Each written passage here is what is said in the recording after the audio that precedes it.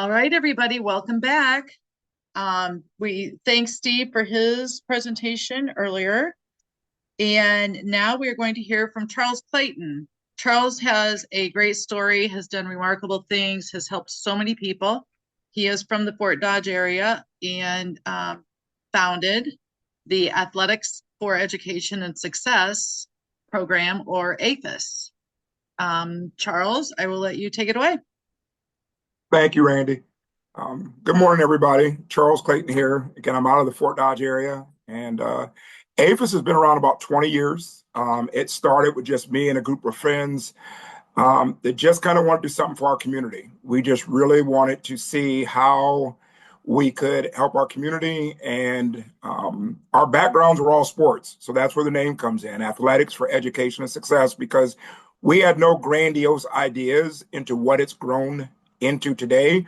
We thought we do some football camps, basketball camps, things like that, and just help kids stay on the right track and help parents. And over the last 20 years, it's organically just grew into us owning our own elementary school building, building our own 15,000 square foot recreation center, and just taking on other roles in the community as the community needs. The great thing is that we are homegrown, so we're not associated with a national chapter of any kind. So as our community, our county, our state has needs, we can adapt to that pretty easily, running things by our board and doing some grant writing and finding ways to make it supportive. And so that's kind of what we've done over the last 20 years, is just grow and continue to add programming to different things. Next slide, please.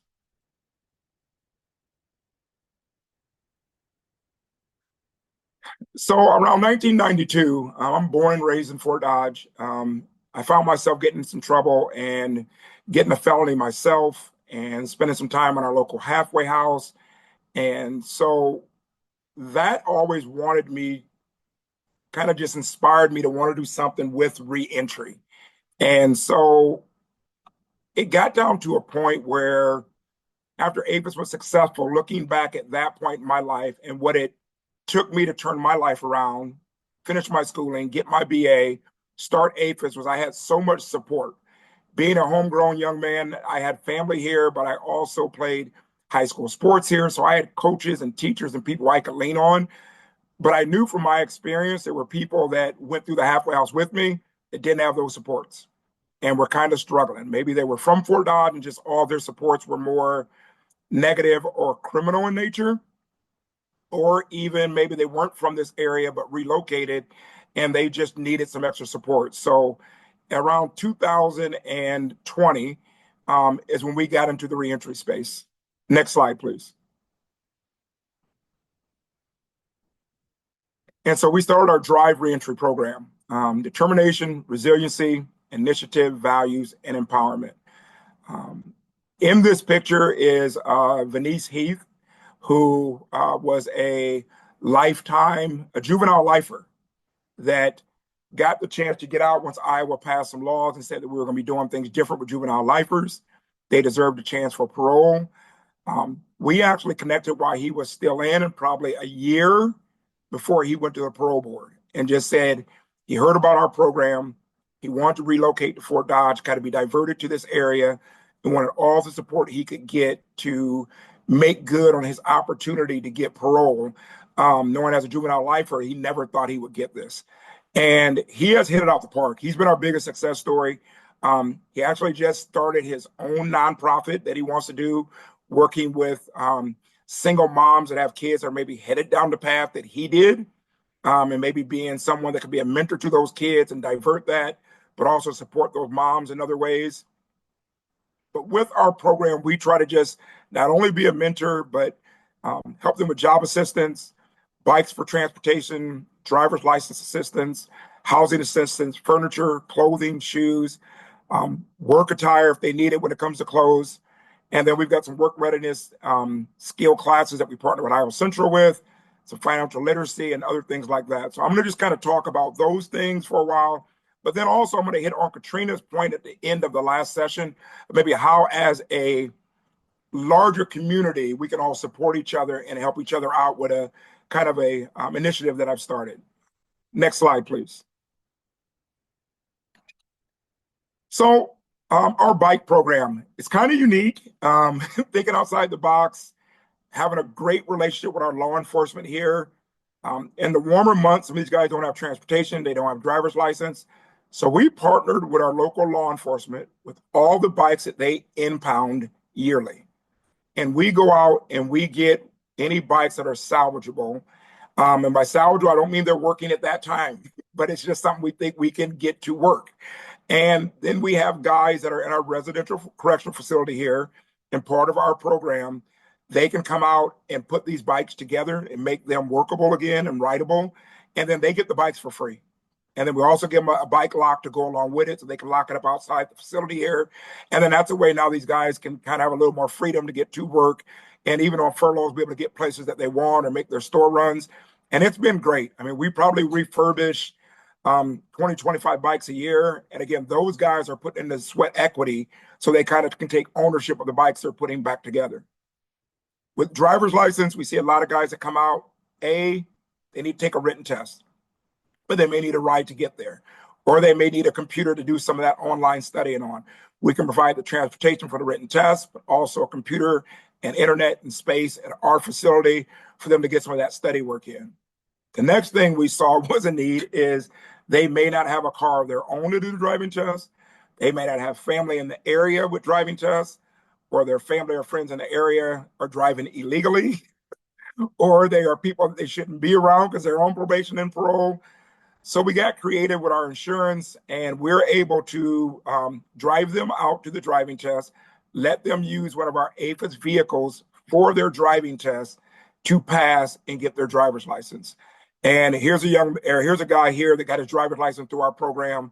And so again, just trying to give them that freedom to be able to go out and just reclaim some of their citizenship and be able to get better jobs now that they have a driver's license and just do more things that all of us sometimes take for granted. We can help with housing. And so with landlords in the community, we meet with the landlord association periodically and just kind of vouch that if guys are in our program, we will kind of be that reference for them for landlords to rent to guys that have felons. A lot of landlords do not want to rent to guys with felons, especially if they have certain drug charges, meth charges on there. But we are kind of that, hey, not only will we vouch for them, but if they trash that house, if they leave it a mess when you have to evict them, we're going to go a step above than anybody else probably that would screw over a landlord like this. And we just get guys again from the correctional facility that are part of our program. We've gone and we've cleaned up about 4 houses that's happened to, our apartments. So now the landlords aren't out of anything but the dumpster that they have to get to put in front of it. But we'll go through and clean all that, whatever's in there, out for them. If it's furniture needs to be thrown away, we're throwing it away. If it's walls need to be wiped down, they're wiping it down. And the guys are happy to do it because they know that's going to help them maybe move into one of the units that the landlord has. So with that housing program, we also can get them furniture. That's a big need that we saw. Is, yay, I got a place to live finally. I don't have any furniture in it. And so that can be pretty depressing. So everything but a bed, we can get them. So if that's a couch, chair, lamp, silverware plates, bedding, we can get them almost everything they need for their home but a bed to kind of make that feel more like home. We've got a truck that we can help them, again, move the stuff. And again, it's just getting guys already bought into the program that are kind of paying it forward or giving back, being able to help their friend now or somebody else just going through what they're going through, moving to their own place. Again, we have a clothing bank. That includes work clothes. That includes gloves, work boots, interview clothes, so they can have a nice set of clothes to go interview in, so they're not kind of wearing their we call their prison blues jackets into their interview. You kind of want to spruce that up a little bit, guys, and put on a nice pair of shoes, whether it's tennis shoes or dress shoes. But we try to do some of those things to help them out also. And then they come out to our own space, our APHIS facility, and use our weight room, our gym, and our chest room. What we found was that a lot of these guys, that workout space room or that yard work that they did, lifting and things like that, that was a big stress reliever for them. And then they get out and now they don't have that anymore. And so we thought, how can we best help these guys kind of still have that without any expense? So when we're fully staffed, because we're not always fully staffed at APHIS either, that's about 3 or 4 times a week they can come out. Otherwise, we try to get them out as often as we can to use our facility. Talked about transportation, so we do a lot of transportation with these guys, whether it's getting them to work, appointments, interviews. If they're on kind of a crazy shift where our dark bus doesn't run, our area public transportation, and then we will give them rides. Drug abuse appointments, mental health appointments. We'll help transport with all those kind of things for the guys. And again, this is all free of charge, getting them to and from some of these appointments. And then we've partnered with Iowa Central with our work readiness classes. And what we saw partnering with Iowa Central and workforce development, guys will show up at workforce development 2 or 3 times before they maybe actually get on a computer. And some of that is because they're intimidated. Some of them don't have an email, don't know how to set up an email. They don't even know how to maybe do some of the basic things on a computer that you think most people would. And then just soft skills for going to job interviews, filling out job applications on Indeed. Iowa Central allows us to use their campus, their East Campus, to do all of this. We take guys out to do this also, and we saw that being really, really grateful. And just the guys are really engaged in doing that. It's about a 2 or 3 week course, and we have anything from 5 to 10 guys that are usually enrolled in that. So next slide.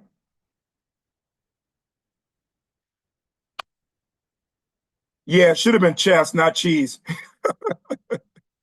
Thank you. Next, I'm going to move on to kind of our statewide reentry coalition. So Mike Cervantes has done a great, great job during this conference every year, bringing all of us together in a space. And so after we hosted that here in Fort Dodge last year, I said, Mike, would you be okay with me approaching the members of your yearly get together and seeing if there's a way we can do a statewide coalition? So kind of has spearheaded this and got the ball rolling. We've met 2 or 3 times now. We meet every other month. I'm going to put my email in the chat.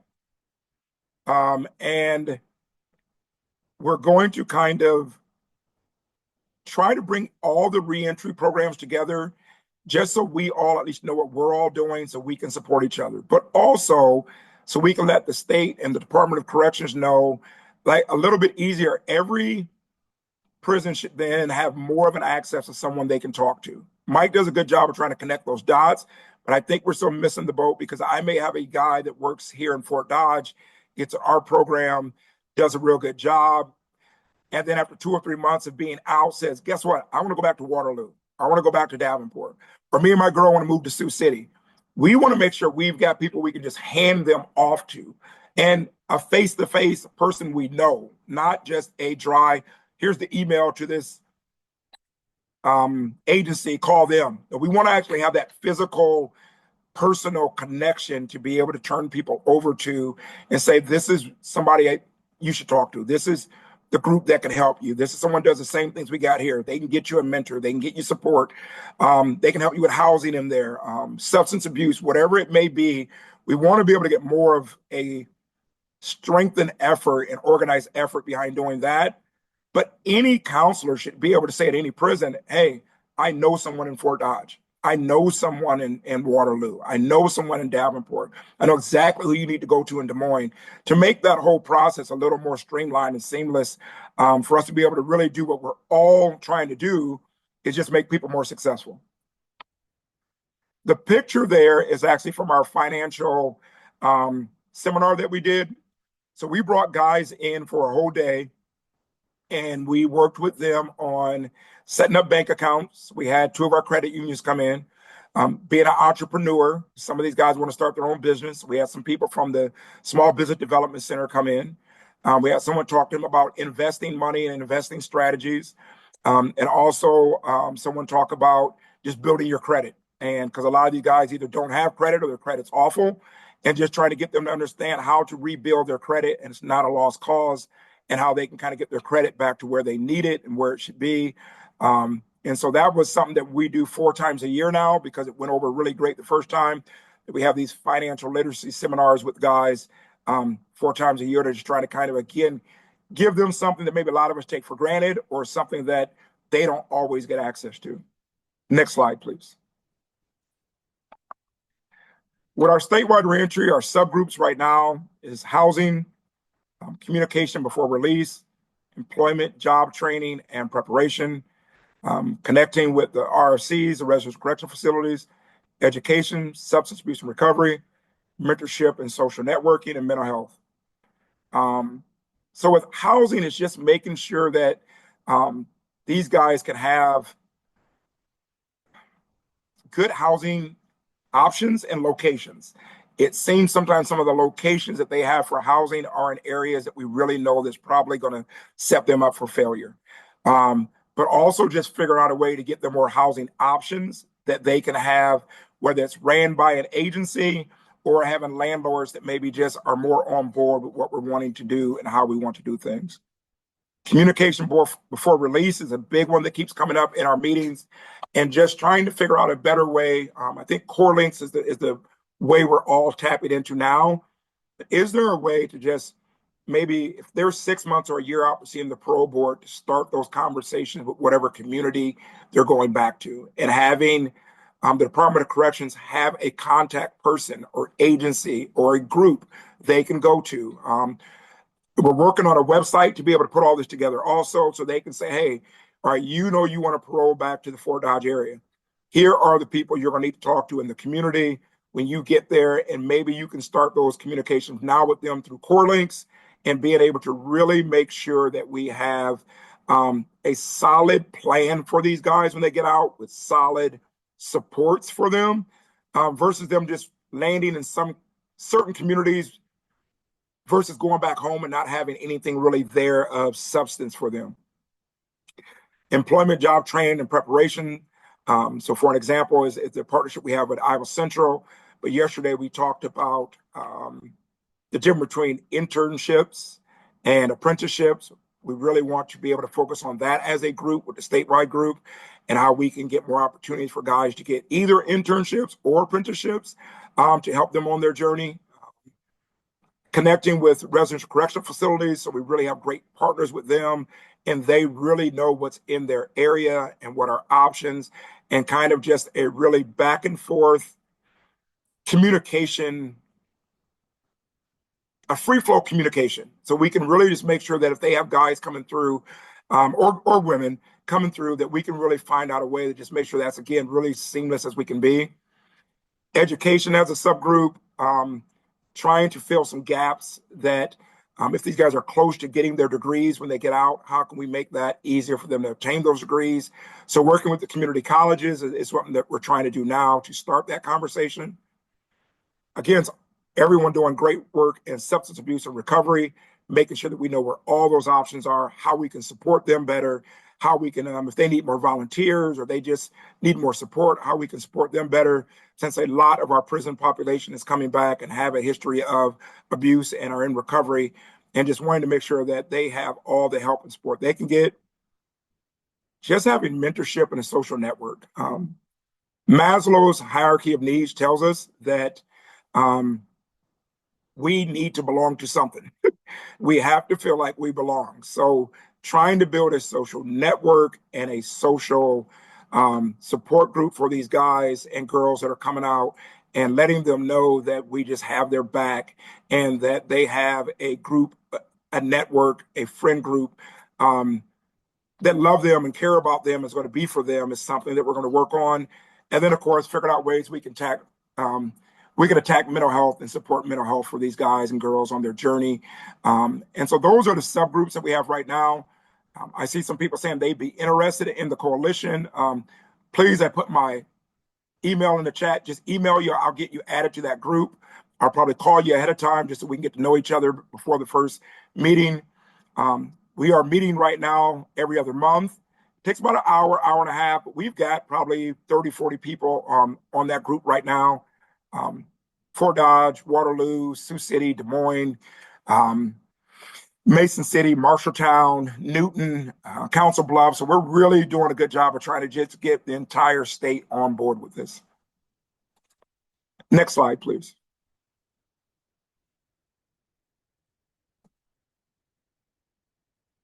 Challenges and opportunities. Some of our challenges we see just gaps in resources and different opportunities in rural areas and urban areas, stigmas facing returning citizens, all the hidden barriers and sentences, and limited funding and resources. So I really think that this statewide coalition, if we can get this going, get our website built, get as many people partnered with this. I don't want anyone thinking, I know someone mentioned earlier that everybody's in their silos. I don't want anybody thinking that we're trying to take funding anyone has, invade on their territory, not have people continue to do the great work they're doing. But if we can get out of those silos, I think as a state, there's some federal resources and fundings that we can go after that said that the state of Iowa has this coalition together. We're all on board. We're all working toward the same goals. And we may be able to limit some of those limitations right now on funding and resources by building a really strong statewide coalition. I think that would help with some of these hidden barriers and sentences that we know all these guys face when they get out, that even though I'm off parole or probation now, I'm a felon and I'm in this community and people look at me differently or I can't do certain things. I think having the support of a coalition behind them would just help so much. Opportunities, enhancing collaboration between programs and districts. All of our judicial districts, I think, will benefit from this by giving them more knowledge and information. But I just think our nonprofits will help. I mean, I've already reached out to some that they have people coming back to Fort Dodge, and I've started communication with some people that I never would have heard of if we hadn't started this coalition. We don't have a female residential center here, but we have females that are in residential centers coming back to Fort Dodge. And this coalition has allowed me now to tap into some of them coming back and saying our Drive Reentry program can help these ladies get furniture, can help them get clothing. Some of them have kids. We can get your kids clothes. We can get them shoes. We can help you with all those kind of things. Furniture for your house. We do have a way to get beds for their kids. But without getting some of this communication started, I probably would have never known them and they wouldn't have known me. Using statewide data to enhance programs and outcomes. I think we have figured out a way to partner with the state, Department of Corrections, and how we can all create a database to share success stories, to gather matrix on how many individuals we are helping, to gather matrix on how many able-bodied workers we have for the workforce shortage in Iowa, and how we can tap into that resource of here's a workforce ready to just get back into society to fill some of those jobs and careers. I think just raising awareness and support for all our missions and programs will be great also. And then, like I said earlier, finding new funding and revenue sources should just be something that we also can do out of this collaborative effort. Next slide, please.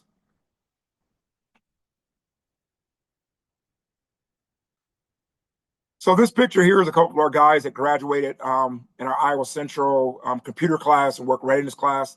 They get a certificate when they're done with that, and those guys are usually pretty proud about that. They go back to the residential correctional facility, really showing those off and really proud of what they've accomplished. We've kind of decided here in the last month, we're going to also give them a backpack of hygiene products and gift cards to different fast food places here in town.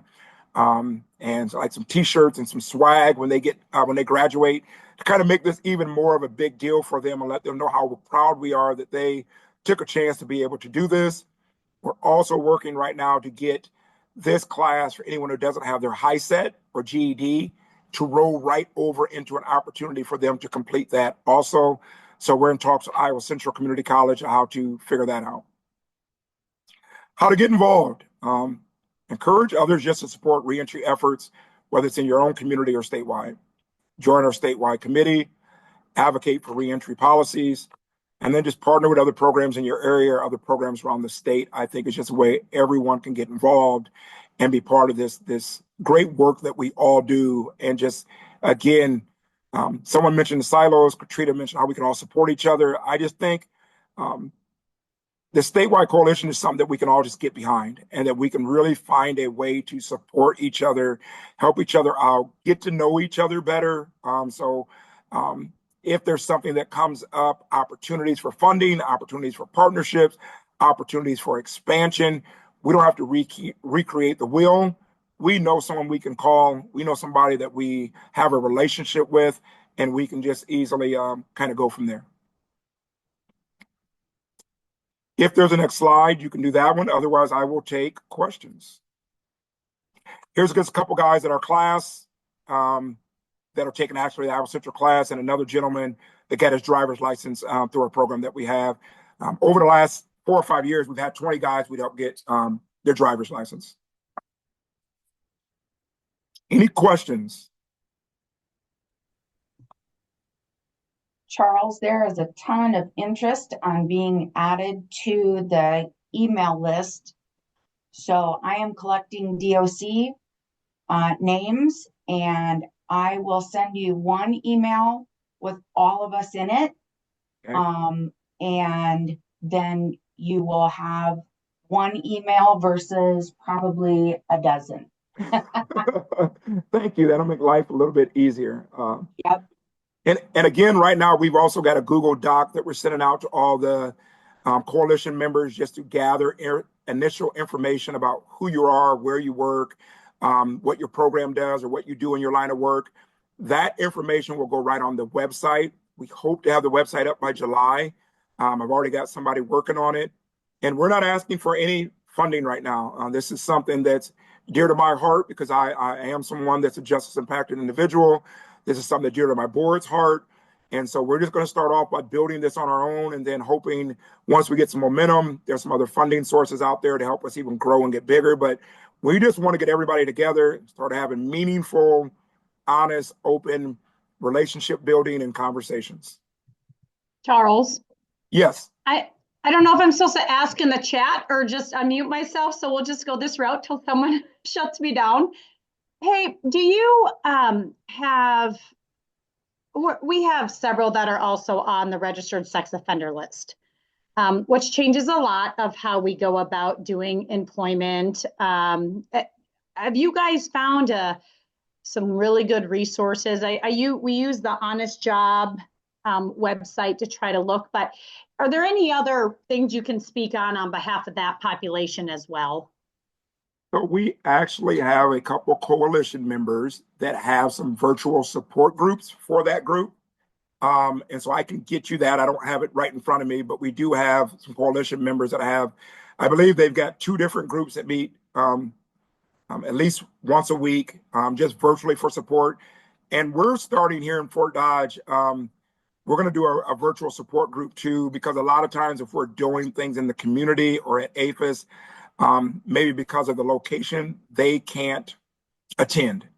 And so what we're going to do is start having some virtual classes for some of those guys with some of the financial literacy stuff we're doing, some of the computer readiness stuff we're doing, but also how to navigate when you're on the registry when it comes to rebuilding your name in the community, how to talk about that on a job interview, how to talk about that with a landlord. Randy Brown, who was a coach at Iowa State, who ended up losing his job there because he got in some trouble and got put on the registry for about 7 to 10 years. I don't know if you get more high profile than that to be someone that's on the registry and had to rebuild their life. He's going to be joining me on trying to how to talk to these guys and help them understand that isn't don't give up.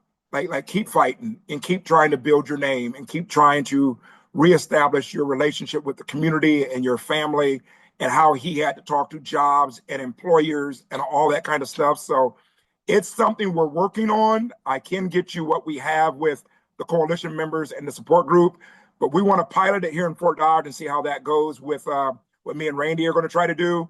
And then I hope that's something we can open up statewide. So hopefully that helps, and we're working on it. Yeah, that I think you hit the nail on the head when you said, what is the verbiage? How do we present? What is the verbiage? Unfortunately, 2 of mine are also TBI survivors. And so there's just a lot in here. And so I do appreciate that because as as someone that helps navigate them through the system, verbiage would be very powerful for my staff as well in working with them. So I'll send you some stuff on the side. But yeah, I would be interested to see or kind of follow your progress on that pilot group up there.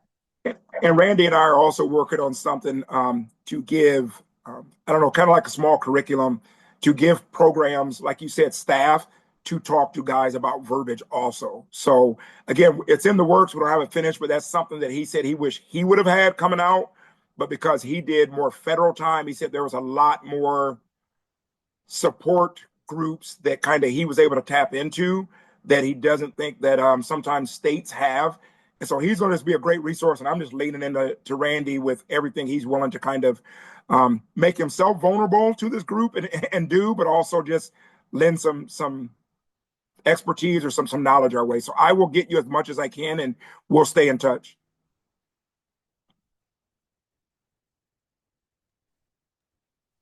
Thank you Charles, so much.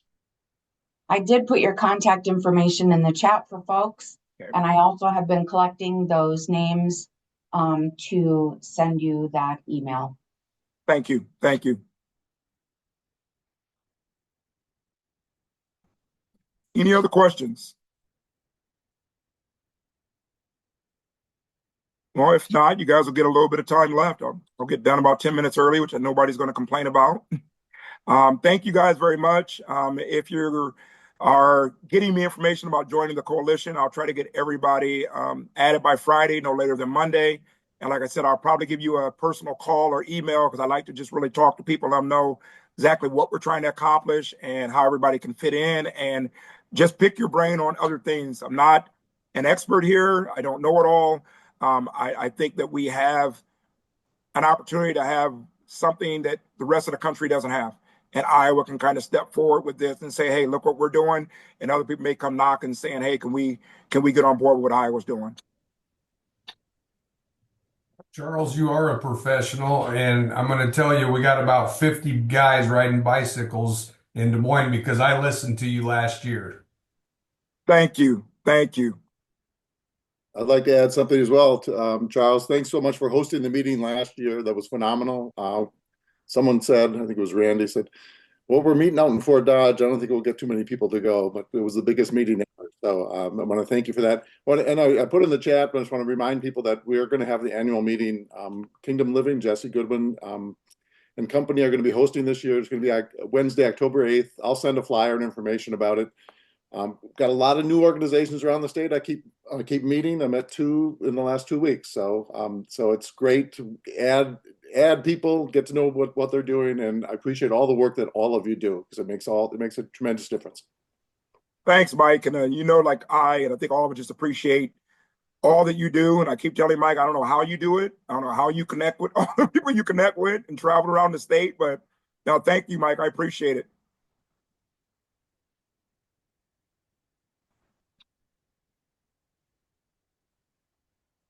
All right. Thank you all so much. Luke, I'll turn